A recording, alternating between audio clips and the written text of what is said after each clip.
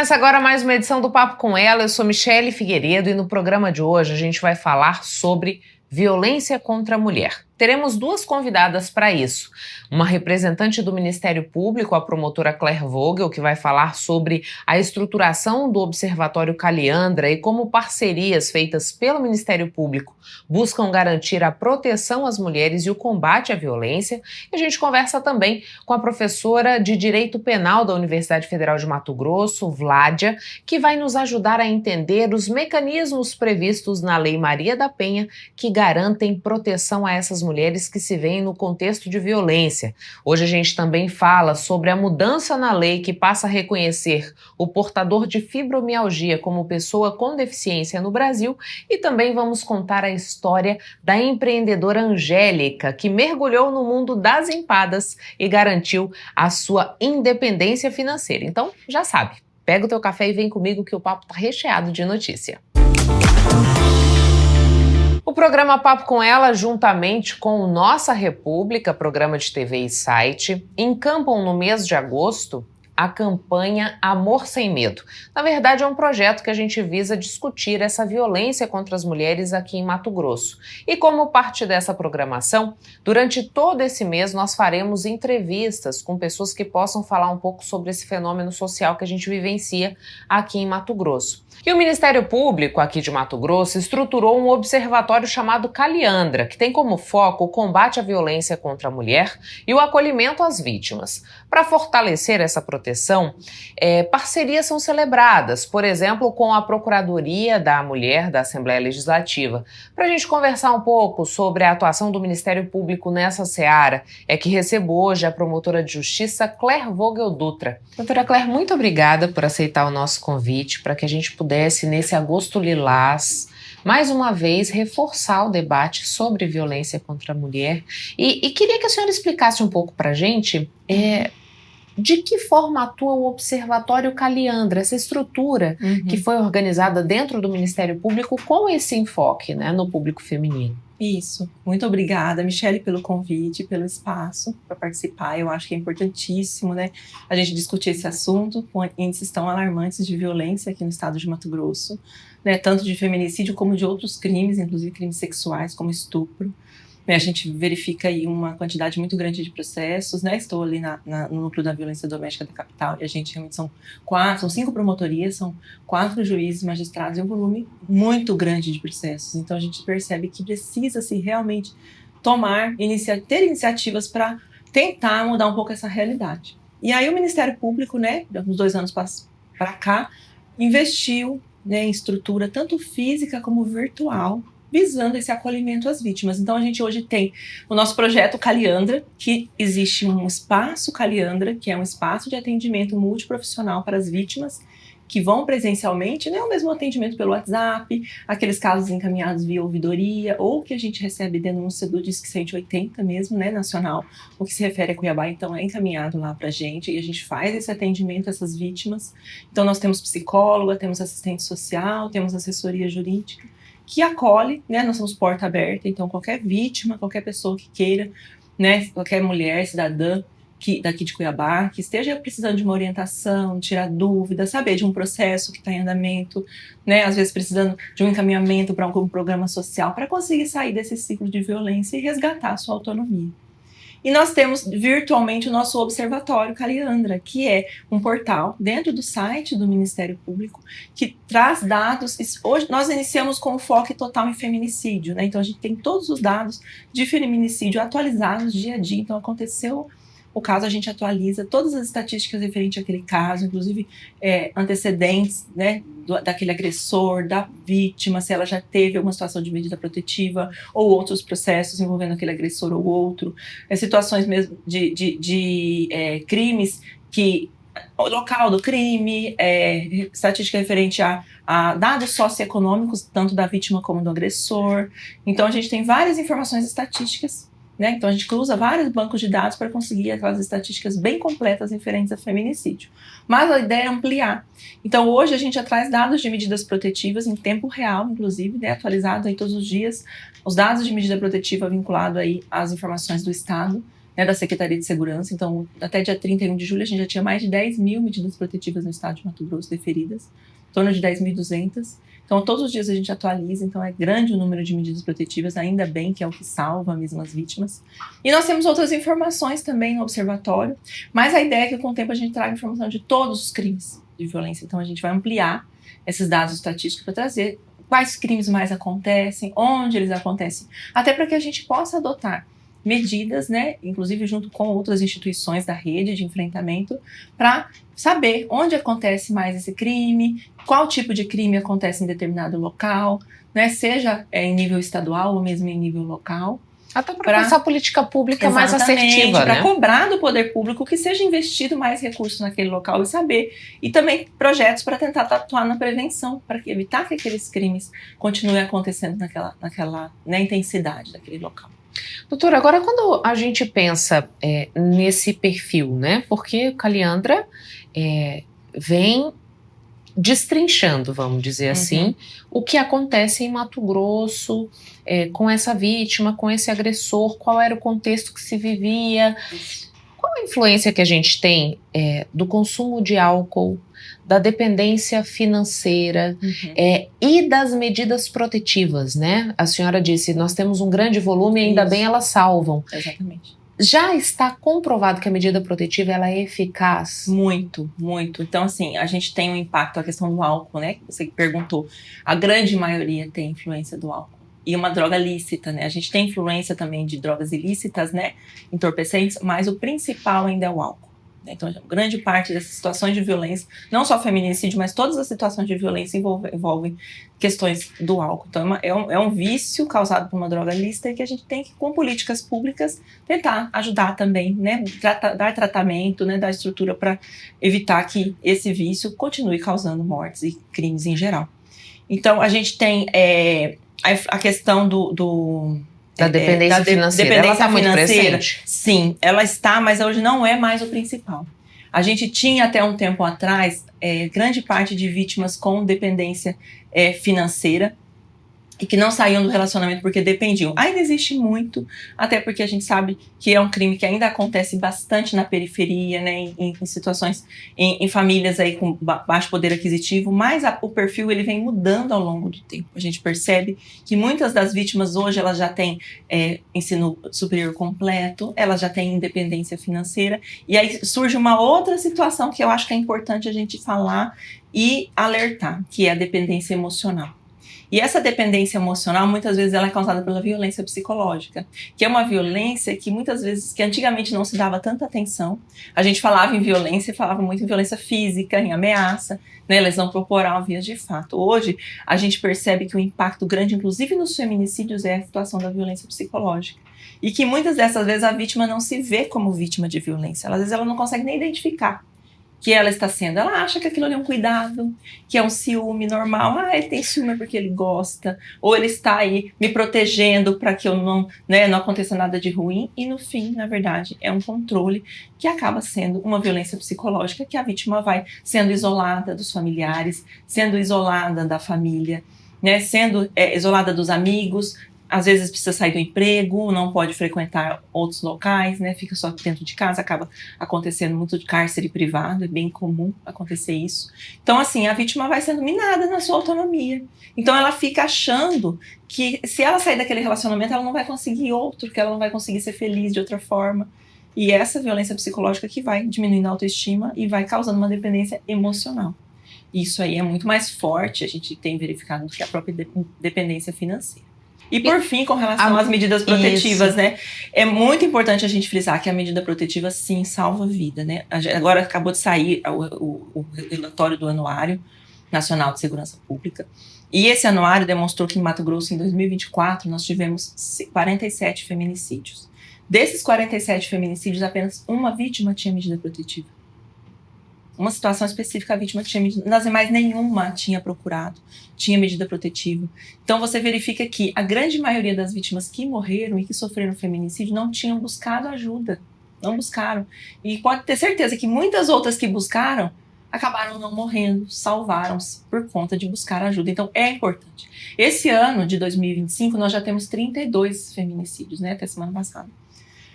Desses 32, 4 tinham medidas protetivas. Daí você pode pensar, não, mas então quer dizer que essas 4 não salvaram as vítimas? Mas é uma informação que a gente precisa informar e precisa explicar. Por quê? Porque dessas 4, 3 haviam reatado com o agressor. Então, mesmo estando com medida protetiva, ela já tinha retornado ao relacionamento. Ela só não veio pedir a revogação. Mas a medida protetiva, ela não estava. Ela estava em vigor, mas ela, na prática, não estava sendo aplicada. Por quê? Porque a vítima permitiu que o agressor entrasse. Porque é diferente quando o agressor descumpre e a vítima pede ajuda. E aí vem a patrulha Maria da Penha, né? Ela aciona o botão do pânico. A gente pode colocar a tornozeleira e proteger essa vítima. Só teve uma situação em que realmente a vítima acionou o aplicativo SOS Mulher e a polícia não chegou a tempo, né? Foi uma situação esse ano. E que a vítima, mesmo com medida protetiva, realmente, infelizmente, o Estado, o poder público, não conseguiu a proteger. Mas em todas as outras situações, ou a vítima não tinha, ou se ela tinha, ela mesma permitiu que o agressor se aproximasse. A senhora cita pra gente o avanço da dependência emocional. Isso. E cita também esses 3 casos que as mulheres, mesmo com a medida protetiva, reataram os relacionamentos, permitindo o acesso desse que seria o seu algoz à sua vivência.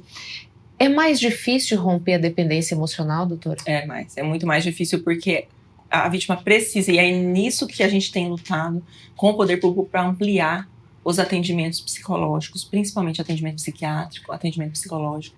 Porque a vítima de violência doméstica, psicológica, ela acaba de dano emocional, né, que a lei fala dano emocional causado pela violência psicológica, ela vai acabando com a autoestima. Então ela vai se perdendo, ela vai desenvolvendo diversos problemas de ordem emocional, né? A saúde mental dela fica prejudicada. Então ela precisa de um tratamento. Dificilmente nessas situações ela vai conseguir sair sozinha desse ciclo de violência. Ela vive num emaranhado de violência, numa teia, que ela não consegue desvincular. E às vezes não tem uma rede de apoio, uma família que a apoie, amigos, pessoas próximas, porque o agressor vai a isolando. Acaba separando ela dessas pessoas que poderiam ajudar e dar esse apoio. Então, a gente, quando identifica, quando chega essa informação, é muito importante que o poder público dê estrutura, dê esse atendimento, né? A gente teve redução dos espaços de atendimento aqui no município, né? Do atendimento psicológico. Hoje a gente só possui esse atendimento. Agora está em 2 locais, né? No HMC e na Secretaria da Mulher. A informação do município é que no segundo semestre agora vai ampliar para outros locais. E a gente tem buscado também, inclusive, junto com a Assembleia, né, em parcerias, tentar expandir isso para as universidades, para que façam esse atendimento. É importante que a gente una mais instituições para que a gente consiga tratar essas vítimas. Também tratar os agressores, que eu acho que é importante também a gente encaminhar esses agressores para que eles também sejam tratados, porque eles também estão em relacionamentos adoecidos, né? Mas é importantíssimo que essa vítima consiga ter um acompanhamento terapêutico, para que ela consiga se enxergar, para que ela consiga se reerguer emocionalmente e aí ela ter força para sair desse relacionamento, desse ciclo que vai virando um looping, né, sem fim e que muitas vezes acaba culminando aí numa morte, num feminicídio. Doutora, quando a gente pensa nesse cenário de vítimas, que a violência extrema contra a mulher é o feminicídio, sim, a gente sabe, né? Mas me parece que aos poucos a gente vai vendo uma alteração na dinâmica social, porque antes a gente pensava que era um adulto que estava envolvido nessa questão da violência, e hoje me parece que os adolescentes também vêm replicando esse modelo que coloca a mulher numa situação muito difícil de agressão, né? Talvez não chegando ao feminicídio, mas as outras violências sendo cometidas. Isso chegou até o Ministério Público? Sim, a gente tem, inclusive, o nosso projeto que a gente, né, vai iniciar agora em agosto, o projeto Florescer, que nós lá do Espaço Caliandra estamos organizando. Vamos iniciar nas escolas de ensino médio, estaduais de ensino médio da capital.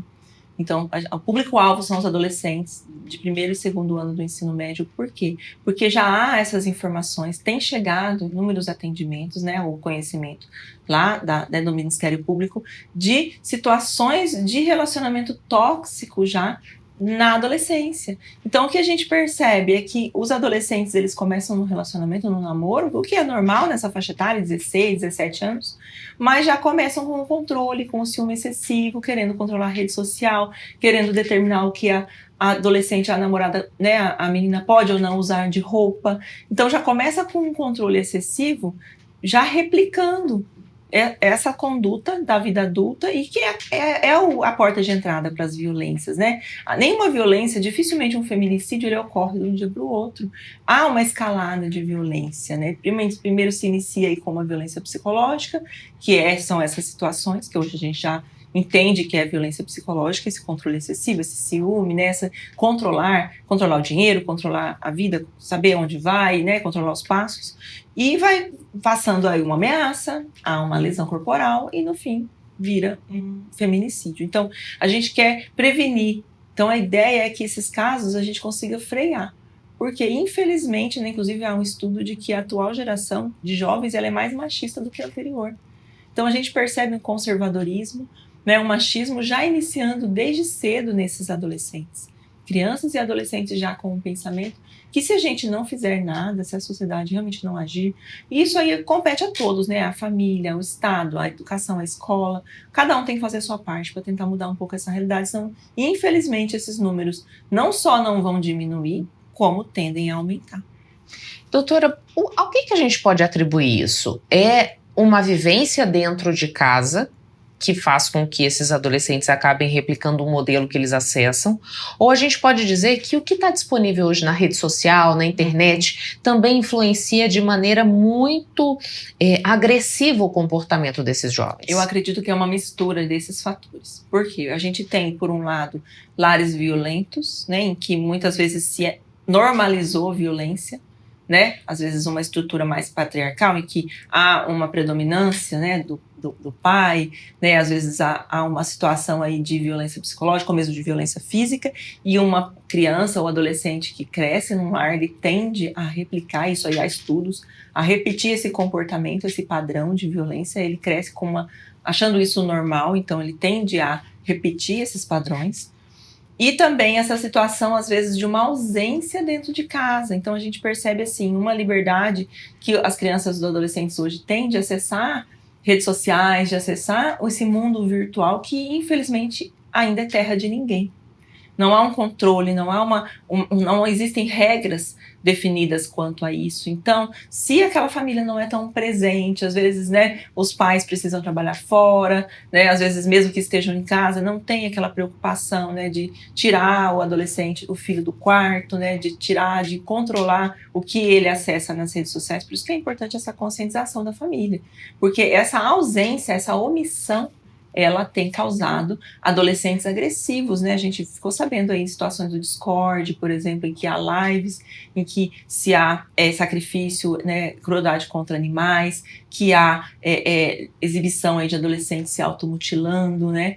Dando ordem para uma plateia assistir. Já houve notícia até de filmar pessoas morrendo, sendo mortas, né? Para que todos vejam isso aí, adolescentes, né? Pessoas, né, que ainda estão aí na flor da idade e que não deveriam ter acesso a esse tipo de informação. Então, a gente precisa realmente de projetos como esse, né, no sentido de prevenir, de tentar conscientizar, mas não vai funcionar se realmente não tiver também o apoio da família, do Estado, aí, através da educação, da ação social, né, e a própria, né, mídia que mostre isso aí para as famílias, que é importante a presença, né. Às vezes, infelizmente, o celular, ele reduziu as distâncias de quem está longe, mas ele aumentou a distância de quem está perto. Então, é isso que a gente tem visto, né? Às vezes, famílias que não dialogam, não conversam mais, porque está cada um no seu dispositivo, aí no seu celular, e falta diálogo e não sabe nem o que está acontecendo dentro de casa. Aquela série Adolescência, ela é um exemplo muito claro disso, né? Foi um tapa na cara que muitos acabaram recebendo, para conseguir realmente acordar para essa realidade. Doutora, a senhora disse que muitas vezes as mulheres não têm a percepção de que elas estão passando por uma violência, né? Quando isso não chega ainda no físico, é difícil de entender o que está se passando. Me parece que foi criado um questionário, que é o violentômetro, pelo Ministério Público, é isso? Isso, no nosso Observatório Caliandra, além dessas informações estatísticas, nós temos vários outros materiais informativos. E nós temos lá um quiz do respeito e o violentômetro. Esse quiz do respeito são perguntas que são feitas, então quem quiser saber se seu relacionamento, né, está sendo abusivo ou não, pode ir lá responder as perguntas. E com base nas respostas, dentro desse violentômetro, a gente vai saber em que nível que está o relacionamento, se há ou não violência, e dependendo do nível que está, já orienta a pedir ajuda, né, pedir uma orientação, procurar lá o próprio espaço Caliandra, ou fazer uma reclamação aí no 180 na ouvidoria, inclusive com link para solicitação de medidas protetivas de forma virtual, através da Secretaria da Polícia Civil, né, a Polícia Civil tem hoje a Secretaria de Segurança, a Polícia Civil do Estado de Mato Grosso tem a possibilidade de fazer a medida protetiva virtual, e nosso espaço, o nosso observatório, a gente tem um link que direciona para a pessoa, se quiser fazer já essa medida, pedido de medida protetiva, não precisa nem de boletim de ocorrência mais. Antes havia, né? Primeiro tinha que fazer boletim de ocorrência para depois... Hoje a medida protetiva ela é totalmente autônoma. Direto. Independe, se você entende que se você está correndo algum risco, você já pode solicitar, independentemente de ter ou não processo em andamento, inquérito ou boletim de ocorrência. Mas aí nós temos também cartilhas, nós temos matérias, né, orientativas, tem lá os tipos de violência importantes, explicando, inclusive exemplificando o que seria violência física, patrimonial, sexual, psicológica. A gente moral. tem tido moral, com certeza, tem muito, né? Inclusive virtual. Hoje a gente já tem até um aumento de pena quando utiliza-se de inteligência artificial para prejudicar a honra de alguém, né? Para fazer uma difamação. Tem muita gente que difama usando inteligência artificial. Faz nudes, né? Cria vídeos, que nem era a pessoa só colocando o rosto. Então acontece, e já chegou para nós situações que acontecem de processo de violência doméstica em que o agressor difama a vítima e cria lá com a inteligência artificial um vídeo fingindo que é a vítima quando na verdade não é. Então isso aí hoje já tem um aumento de pena para isso. E com relação à violência sexual que eu ia falar, hoje a gente tem tido um aumento de denúncias de pessoas que têm denunciado violência sexual dentro do casamento. Por quê? Porque até então, há um tempo atrás, não se via muito isso, né? Havia aquela história, você casou, então você é obrigado, né, a ter relações sexuais sempre que o marido quiser, você é obrigado a servir. Marital. Hoje já é bem comum, porque a gente percebe que é muito comum isso, de casos de estupro. Às vezes a vítima toma um remédio para dormir e quando verifica está sendo estuprada pelo próprio marido, sem ter consciência do que está acontecendo, né, sem ter dado o seu consentimento, porque independentemente do casamento ou não, a relação sexual precisa sempre ser consentida, né? O não é não, ele não vale só na rua, no estabelecimento comercial, num bar. Dentro de casa ele vale também, é não, né? Se a esposa, né, se a mulher não quer, o marido não tem o direito de estuprá-la. Então, a gente tem percebido uma quantidade maior, porque agora elas estão tomando consciência de que isso é crime. Doutora, infelizmente o nosso tempo chegou ao fim, mas queria deixar nesse momento espaço para que a senhora convide a população para um momento de reflexão, aproveitando esse agosto lilás, né, de nos lembrar do papel de cada um de nós nessa luta para reverter esse cenário violento contra as mulheres. Exato, muito obrigada pelo espaço. Eu acho importantíssimo a gente entrar nessa discussão, até porque é importante que a imprensa, né, que tem esse papel, né, a mídia, ajude a divulgar, para que as pessoas tenham mais acesso à informação. E aí eu quero aproveitar então, né, eu acho que é uma temática que está no noticiário aí por conta desses números alarmantes, e é importante que todo mundo, seja aquela pessoa que sofre a violência, que está num relacionamento, que ela busque ajuda, porque infelizmente, quando acontece um feminicídio, às vezes as pessoas falam, né, a gente vê às vezes nos comentários da notícia, cadê o Ministério Público, cadê o Judiciário, cadê a polícia que não fez nada? Mas se a denúncia não chega, a gente não tem como entrar na casa e saber o que está acontecendo. Quando a vítima pede uma medida protetiva, a gente acende um sinal amarelo, ou vermelho, e aí a gente fica alerta, e aí toda a estrutura estatal vai trabalhar em benefício daquela vítima. Mas se ela não buscou essa ajuda, se ninguém denunciou, e outra, então isso aí a própria vítima tem esse papel. Mas se ela tá naquele emaranhado, ela tá naquela situação que ela não consegue sair, é importante que uma rede de apoio, que familiares, que vizinhos, que colegas de trabalho, que perceberem isso, pode denunciar. Essa denúncia pode ser, inclusive, anônima, né? A gente pode receber na ouvidoria, lá no Disque 180, olha, estou sabendo que a minha vizinha está sofrendo violência. Tomem aí a gente vai investigar. Porque a grande parte desses crimes não depende da vontade da vítima. Hoje, só temos os crimes contra a honra, né, que é calúnia, injúria e difamação, que são de ação privada, e o crime de perseguição, que depende de representação da vítima. Até ameaça hoje, ameaça, vias de fato, o estupro, a violência psicológica, todos são de ação incondicionada. Não depende da representação da vítima. Então, se a informação chega ao Ministério Público, chega à polícia, nós somos obrigadas a investigar. Entendeu? Então, se a pessoa está sabendo, denuncie, você pode salvar uma vida, né? Isso é importante que as pessoas tenham essa consciência, né? Às vezes o porteiro do condomínio, né? A funcionária da casa que está percebendo ali uma coisa estranha. É importante denunciar, porque você pode estar salvando uma vida. Muito obrigada pelas informações. Obrigada, eu que agradeço. Para quem ainda acha que pode levantar a mão, humilhar ou tirar a vida de uma mulher, o recado é o seguinte: a lei mudou. Agora, quem comete feminicídio pode pegar 40 anos de prisão. Violência contra a mulher é crime e aqui em Mato Grosso não passa impune. Chega de calar, chega de fingir que não é com a gente. A cada dia, milhares de mulheres sofrem agressões, ameaças e até perdem a vida só por serem mulheres. Isso precisa parar. Aqui em Mato Grosso, a gente leva isso a sério. Todos os casos de feminicídio foram solucionados e os culpados são responsabilizados. Nosso estado é tolerância zero para quem agride, ameaça, persegue ou maltrata a mulher. Quem fizer vai responder por isso. E para você, mulher, que está passando por uma situação difícil, saiba, você não está sozinha. As forças de segurança estão preparadas para te ouvir, acolher e proteger. Está sofrendo violência doméstica ou conhece alguém que está passando por isso? Denuncie, ligue 181. Essa ação pode salvar uma vida. Ser Família Mulher, Governo de Mato Grosso. O papo faz uma breve pausa e volta já já.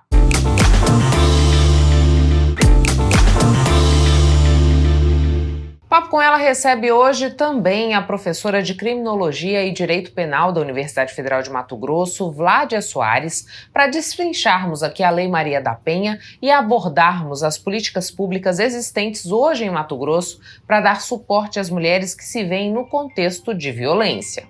Professora Vládia, muito obrigada por aceitar o nosso convite para que a gente pudesse ampliar esse diálogo que diz respeito sobre o que é necessário ainda fazer para que a gente combata esse contexto de violência contra a mulher. A gente sabe que Mato Grosso tem índices alarmantes que o tornam destaque no nosso país.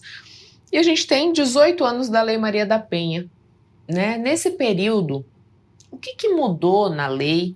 E ela se mostra uma ferramenta eficaz para garantir a proteção das mulheres aqui no nosso país? Eu acho que muita coisa mudou, né? Principalmente na questão da titularidade da ação penal.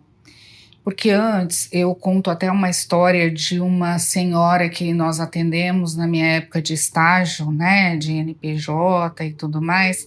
Ela ia, dava queixa, ia, retirava queixa, ia, dava queixa, retirava. E aí ela acabou morrendo, né? E nós não tínhamos feminicídio, não tínhamos Lei Maria da Penha na época, não tínhamos nada. Então tinha essa questão de poder retirar essa queixa. Hoje, né, dada a queixa e continua, a titularidade é do Ministério Público, né? Então existe um acompanhamento, né, mais eficaz, existe a medida protetiva, né, onde você não pode chegar perto, às vezes 500 metros, menos, né, daquela mulher. Então eu acho que hoje muito mais efetivo em relação à legislação. Nós temos agora o 121A, né, que foi implantado o ano passado, sobre o feminicídio, com uma pena altíssima também. De 20 a 40, né? De 20 a 40, é uma das penas maiores que nós temos dentro do Código Penal. Não que eu ache que pena coíbe a violência, porque se coibisse nós não teríamos um aumento como nós tivemos no Anuário de Segurança. Mas, né, é uma forma de se olhar para esse crime, para essa, né, para esse constrangimento, para essa lesão corporal, para essa violência psicológica também, de uma forma diferenciada. Quando a gente tem esse destacamento do feminicídio, doutora, de que maneira isso ajuda até para a gente pensar políticas públicas? Porque quando você tem a morte de mulheres computada apenas como homicídio, é uma realidade. Quando você tira isso e diz, olha, essa mulher está sendo morta pelo simples fato de ser mulher, o que muda? Muda totalmente num conceito que nós temos e numa concepção que nós temos brasileira de machismo, né? Porque a violência doméstica, ao meu ver, ela está ligada com posse. Então a mulher, ela tem aquela coisa, eu casei ou eu convivo, então eu sou do meu marido, né? Não sei se você lembra, algum tempo atrás, as pessoas falavam assim, ai, fulana do João, né? Maria do João, então quer dizer, era fulana do fulano, né? Então tem essa questão de posse, ciúme. Eu li outro dia no Anuário de Segurança e estava fazendo um estudo muito interessante, o rompimento dessa relação, onde o homem não aceita. Então, assim, não vai ficar comigo, também não vai ficar com ninguém, então eu prefiro que ela morra. Né? Então a gente tem essa questão. E Mato Grosso em si, eu vejo como um estado ainda muito machista, muito patriarcalista. Eu sou mato-grossense, sou cuiabana, então não estou falando mal do estado, mas historicamente nós temos essa questão do machismo, do patriarcalismo, né? E da mulher ser propriedade de alguém, né? Então isso traz já um problema. Agora, estudando um pouco do lado da criminologia clínica, da psiquiatria forense, o homem que é violento, uma pena maior não coíbe a violência. Então, esse é o problema que nós temos. Então, não adianta eu aplicar uma pena de 40 se ele já tem a violência intrínseca. Ele vai matar. E a maioria das mortes, Michele, são com arma branca. É faca, é machado, né? É coisa de cutelaria. Então, assim, 43 a 47% nós temos de arma branca. Então, quer dizer, quando ele tem essa violência, não é uma pena que vai coibir. Então, eu acho que o nosso trabalho precisa ser, assim, muito grande em relação às mulheres, né? Nós precisamos mostrar para as mulheres que o simples fato de falar assim, essa roupa tá horrorosa em você, você tá gorda, eu não quero sair com você desse jeito, já começa um âmbito de violência, né? Agora, doutora, quando a senhora diz assim, o homem que é violento, aumentar a pena não resolve para coibir o feminicídio. Aqui a gente tem que pensar num tratamento psicológico, psiquiátrico mesmo para esse homem? Precisa, tá? Existem homens já violentos, né, que praticam a violência, eu vou dizer até uma violência que eu acho gravíssima, que é a psicológica, né, que vai minando a autoestima dessa mulher. É uma violência muito grave, né? Não que o feminicídio não seja uma violência, né? O feminicídio, nós chegamos no ápice da violência.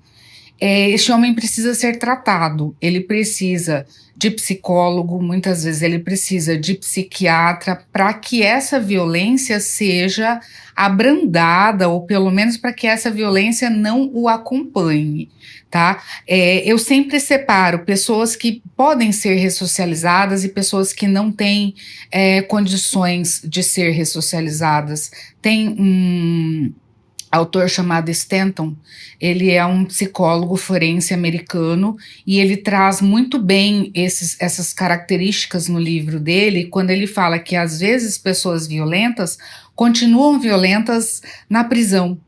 Então, eles acabam fazendo outras pessoas de joguinhos, de bonequinhos, eles acabam agredindo o agente penitenciário. Então, eu tenho que saber separar o joio do trigo também. Será que esse homem violento, né, realmente ele tem uma possibilidade de recuperação através da psiquiatria, através da psicologia? Ou será que a violência é tão intrínseca, né, que isso vai continuar. Hoje eu li, não vou me lembrar, uma pessoa, foi no livro do Stanton mesmo, me preparando para a entrevista. 4 mulheres casaram com o mesmo rapaz. O rapaz matou as 4. Então, quer dizer, a violência estava nele. Será que eu consigo reverter, né, esse tipo de violência? Fica aí, a análise deveria ser feita por profissionais de saúde mental. Por profissionais de saúde mental, tá? Nós temos uma carência muito grande no estado de psicólogos forenses e de psiquiatras forenses. No Brasil, nós temos 89 psiquiatras forenses só no Brasil inteiro, tá? E eles precisam ter essa visão deste homem violento que pratica a violência contra a mulher. Por que praticar a violência contra a mulher, né? Porque ele tem este aspecto, né? Porque a gente sabe que existem organizações criminosas que não aceitam violência contra a mulher, né? Mas são pessoas extremamente violentas.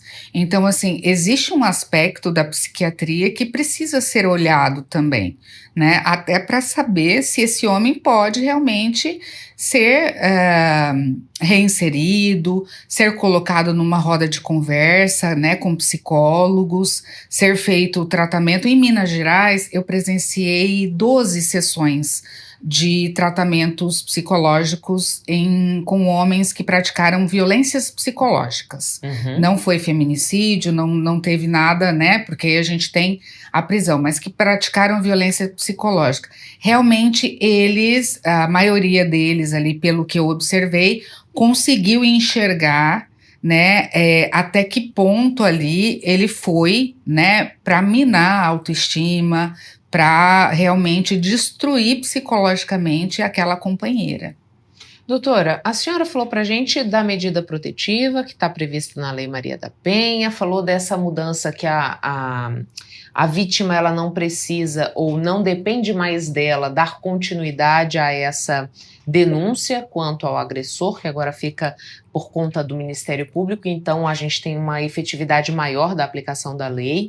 O que mais prevê a Maria da Penha? Por exemplo, o tratamento do agressor, ele está previsto na lei? Existem outras ferramentas que são discriminadas dentro da legislação que visam a proteção e o amparo a essas mulheres? O tratamento já está na lei, né? Ele é algo que é previsto, é necessário. Eu acredito que muitas vezes nós temos resultados positivos tratando realmente quem agride, né? Nós temos hoje uma oferta de, se não me engano, R$600 para que essa mulher consiga, né, mudar de casa, consiga, às vezes, se sustentar, o que eu acho que é mínimo, né? Hoje nós não conseguimos fazer uma compra de supermercado, né? Mas isso não é dentro da Maria da Penha, isso é uma política... É uma política pública, isso. Tá? A gente chama de uma política criminal, né? Uma política pública.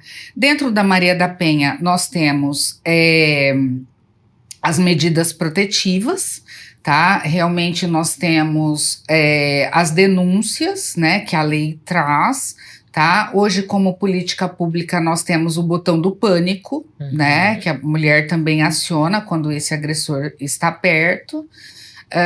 Isso dentro do âmbito da medida protetiva já se disponibiliza o botão do pânico? Isso, dentro do âmbito da medida protetiva você já tem, né, o botão do pânico, tá?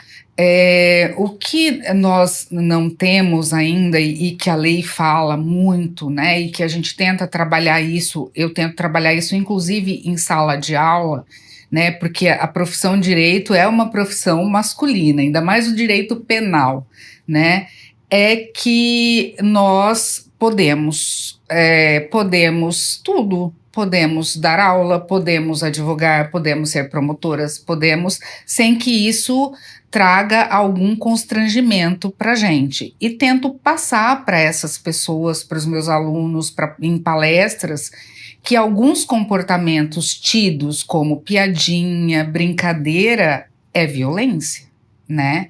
Às vezes a gente acha que não, mas é violência. O problema que a gente tem, Michele, é que as mulheres, elas entram num ciclo de dependência e de violência, e esse ciclo é muito difícil de ser rompido, né? Então nós temos uma defasagem de denúncias, apesar de hoje nós temos em Mato Grosso 24 delegacias, tá? Mas assim, apesar de conviver e conversar, não, nós temos muito processo, mas ainda nós estamos em defasagem, tá? Para você ter uma ideia, a violência doméstica do ano passado, de 2024 inteiro, para 2025 até junho, aumentou em 155% em Mato Grosso. E uma dúvida que eu tenho, doutora, eu acho que pode ser a dúvida de outras pessoas também. A violência doméstica, ela só é cometida pelo parceiro amoroso dessa mulher, ou ela pode ser cometida, por exemplo, pelo pai, pelo irmão, por um tio? Como que se dá isso? Pelo pai, por irmão, por um tio, por um amigo que frequenta a casa. Tá? Eu tenho um amigo que realmente frequenta a minha casa todo final de semana, todo feriado. Então, a violência doméstica, ela não está ligada ao parceiro, ela está ligada à condição de ser mulher, tá?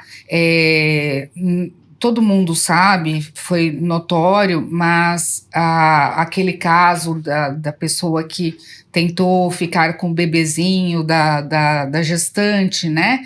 Ela foi denunciada por feminicídio, tá? Porque é uma condição de ser mulher. Então, essa violência não precisa ser pelo parceiro, pode ser pelo pai, pelo irmão, pelo primo, por aquele que está próximo e por aquele que não aceita aquela condição de ser mulher. Uhum. E a Lei Maria da Penha, ela também prevê essa proteção para mulheres trans, para transexuais, ou isso se restringe ao sexo biológico feminino?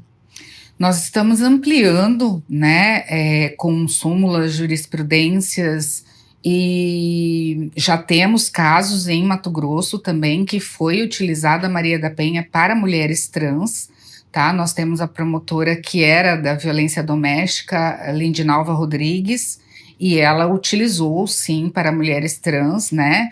Tenho uma aluna também que fez um trabalho de mestrado muito interessante sobre violência doméstica em relação a mulheres trans, né? Porque o que é ser o trans? Eu tenho o meu sexo biológico, mas eu não me enxergo com aquele sexo biológico, né? Então eu me enxergo como uma pessoa feminina, vamos dizer assim. Então eu sou uma mulher, né? Tanto que hoje nós já temos nome social. Né, e nós respeitamos esse nome social, né? Não é Ricardo, é Jamile, né? Então essa condição ela é psicológica, então ela tem que ser respeitada pela Maria da Penha também.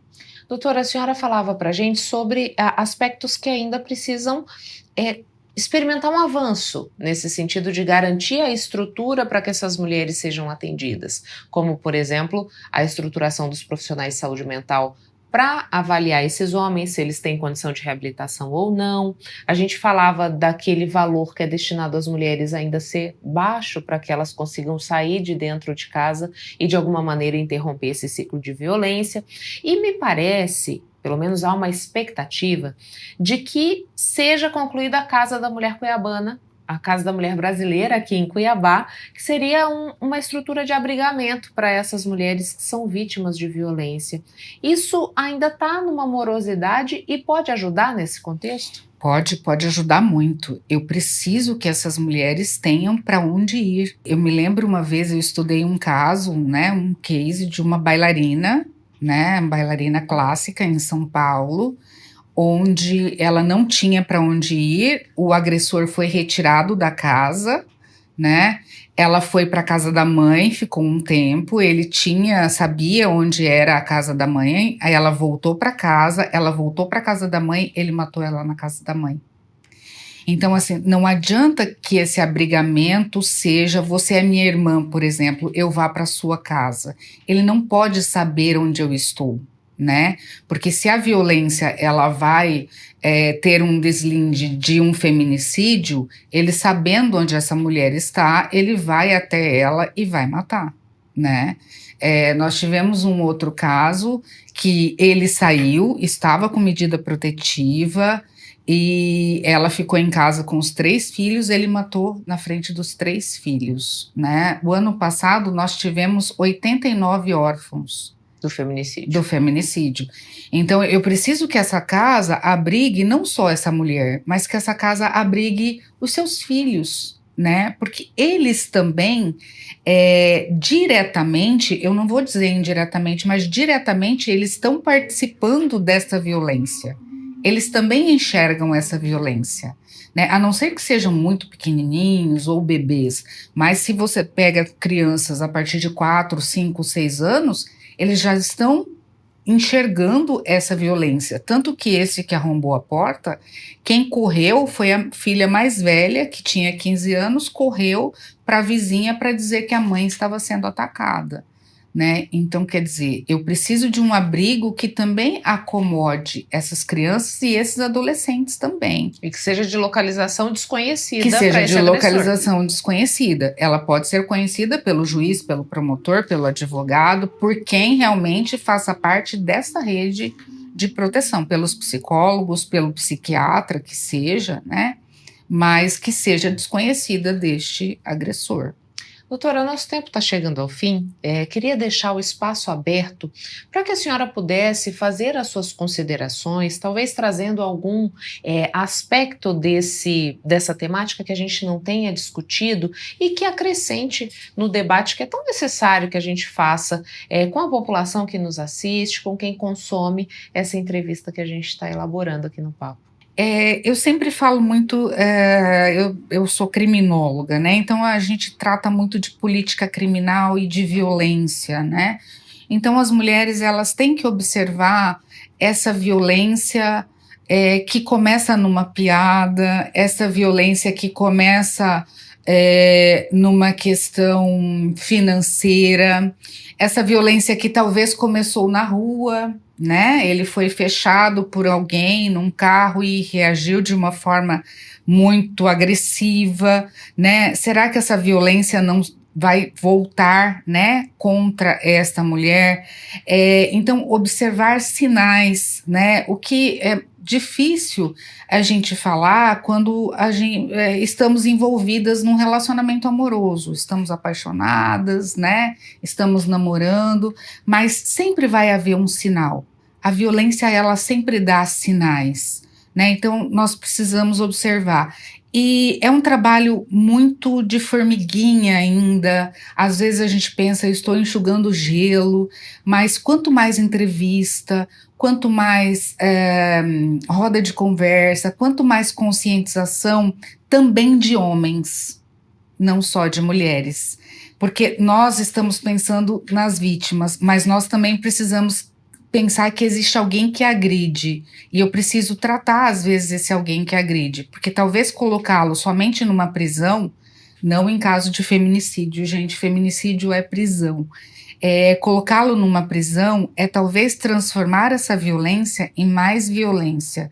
Então eu preciso olhar os dois polos, eu preciso olhar a vítima, eu preciso olhar a agressora, eu preciso olhar o que realmente aconteceu. Muito obrigada pelas informações. Eu que agradeço. Vamos reforçar porque é importante. Para quem ainda acha que pode levantar a mão, humilhar ou tirar a vida de uma mulher, o recado é: a lei mudou. Agora quem comete feminicídio pode pegar até 40 anos de prisão. Violência contra a mulher é crime e aqui em Mato Grosso não passa impune. Chega de calar, chega de fingir que não é com a gente. A cada dia milhares de mulheres sofrem agressões, ameaças e até perdem a vida só por serem mulheres. Isso precisa parar. Aqui em Mato Grosso a gente leva isso a sério. Todos os casos de feminicídio foram solucionados e os culpados são responsabilizados. O nosso estado é tolerância zero contra quem agride, ameaça, persegue ou maltrata a mulher. Quem fizer vai responder por isso. E para você, mulher que está passando por uma situação difícil, saiba, você não está sozinha. As forças de segurança estão preparadas para te ouvir, acolher e proteger. Está sofrendo violência doméstica ou conhece alguém que está passando por isso? Denuncie. Ligue 181. Essa ação pode salvar uma vida. Ser Família Mulher, Governo do Estado de Mato Grosso. Intervalo e o papo volta já.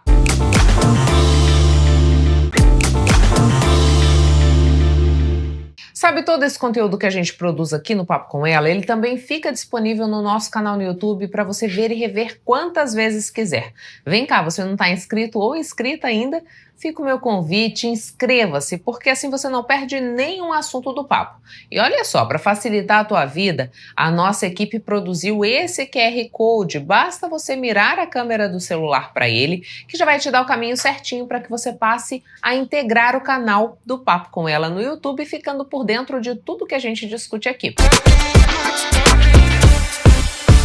A partir de janeiro do ano que vem, pessoas diagnosticadas com fibromialgia poderão ser reconhecidas como pessoas com deficiência aqui no Brasil.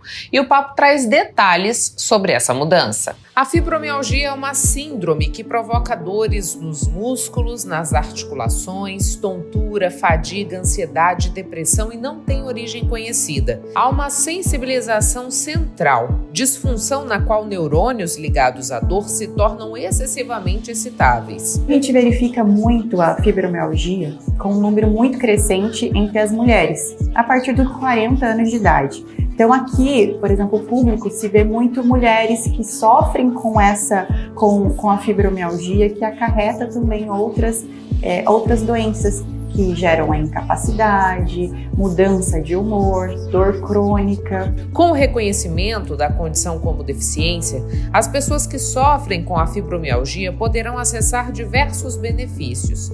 Segundo a Sociedade Brasileira de Reumatologia, a síndrome afeta cerca de 2 a 3% da população brasileira, com uma maior incidência em mulheres na faixa etária dos 30 aos 50 anos. A legislação ela traz a obrigação de que seja avaliado todo o sistema ali, biopsicossocial. O que é?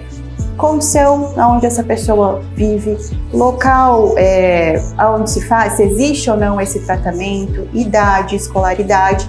Então é uma avaliação para entender também quais são as funções daquele corpo, daquela pessoa, que geram um impedimento a longo prazo. Então, porque quando a gente vai verificar quanto à deficiência, o que é pessoa com deficiência? Ela tem um impedimento a longo prazo que, em virtude da sua limitação, não deixa com que ela que ela tenha o mesmo grau de igualdade. Então, o que a gente quer? A gente quer equidade, deixar essas pessoas na mesma sintonia ali que as demais que não possuem deficiência. Entre os direitos assegurados estão auxílio-doença, aposentadoria por invalidez, o recebimento do benefício de prestação continuada, cotas em concursos públicos e até a isenção de impostos na compra de automóveis. Essa mulher, ao invés de aposentar aos 62 anos, ela vai poder se aposentar aos 55 anos de idade. E desde que, aí a gente tem que comprovar que existe o requisito de 15 anos de contribuição trabalhados como pessoa com deficiência. Então, também se faz necessário a realização de perícia, e vai ter uma perícia social, uma perícia médica, para entender o que a fibromialgia, por exemplo, te acarreta no seu dia a dia, no dia a dia do seu trabalho, quais os impedimentos que ele traz, as barreiras que ele traz, então a doença e a barreira com a atividade que você exerce. E também a aposentadoria por tempo de contribuição para a pessoa com deficiência. Felizmente, a gente não teve alteração nessas regras de aposentadoria com a reforma, então elas ainda são benéficas. Então, o que a gente sempre orienta procure um profissional da sua confiança para analisar. É interessante a gente pedir a aposentadoria da pessoa com deficiência para essa mulher, por exemplo, que convive com a fibromialgia? Ou não, é interessante com que a gente peça a aposentadoria por idade normal. Então, a gente tem essas possibilidades. A legislação, ela abre portas para a gente com que a gente fortaleça os nossos pedidos, tanto no INSS como no Judiciário. Em meio à pandemia de Covid-19, Angélica Lima descobriu na cozinha uma maneira de conquistar sua independência financeira. Nascia ali um novo empreendimento responsável pela confecção de empadas. Elas são douradinhas, com sabor irresistível. Pode ser doce ou salgada. Eu tô falando das empadas da Angélica. Os quitutes complementam a renda familiar. Mas o ato de cozinhar vai além do interesse financeiro. A cozinha, para mim, ela é uma coisa assim que é familiar, me traz boas recordações. E aí eu fui aprendendo, tendo uma forma de não só de distrair para mim, né, que na época quando tudo eu peguei mesmo, de fato, para trabalhar com a cozinha, foi no início da pandemia. A Maria Rita tinha 3 meses na época, e aí eu fui pegando gosto, fui pegando jeito, né? Principalmente com a empada em si, ela entrou no momento que eu vi uma conhecida fazendo, eu achei interessante e fui estudar, troquei algumas ideias com ela, e aí eu fui estudando, fui procurando saber como era, como faz. Fica aqui, mamãe. E aí eu fui pegando gosto pela coisa. Angélica é mãe do Luiz Henrique e da Maria Rita. Maria é autista e por conta da neurodiversidade, Angélica sonha em poder passar mais tempo com a filha e enxerga nas empadas essa possibilidade. Hoje, ela ainda se divide entre o trabalho com carteira assinada e a produção dos quitutes. Tudo somente por encomenda até o momento, né? Como eu tenho um vínculo empregatício, eu deixo somente sob encomenda. Aí as pessoas, se me pedem um dia antes, dependendo da quantidade, com 2 dias de antecedência eu consigo entregar, né? E aí eu deixo 50% adiantado. Os outros 50% eu faço após eu chego do trabalho e outro dia eu só entrego. Aí a minha entrega, eu não tenho entrega própria, né? Eu faço via aplicativo de entregas mesmo, as entregas. A produção das empadas foi a escolhida pela empreendedora por ser considerada desafiadora. Tem um ponto exato de você concluir, que se você passa ou não chega ao ponto exato, ela não fica boa. Ela fica uma massa esponjosa, chega a ficar seca, então você não sente o sabor da massa, você não sente o sabor até do recheio em si, que por mais que esteja perfeito, a massa, ela complementa o recheio. Ambas se complementam, né? Então a empada ela foi desafiadora no começo, eu tive muitas perdas. Os recheios são os mais variados: frango, frango com requeijão, vegetariana, carne seca com requeijão, com banana, calabresa, brócolis com queijo, bacon com queijo e doce de leite.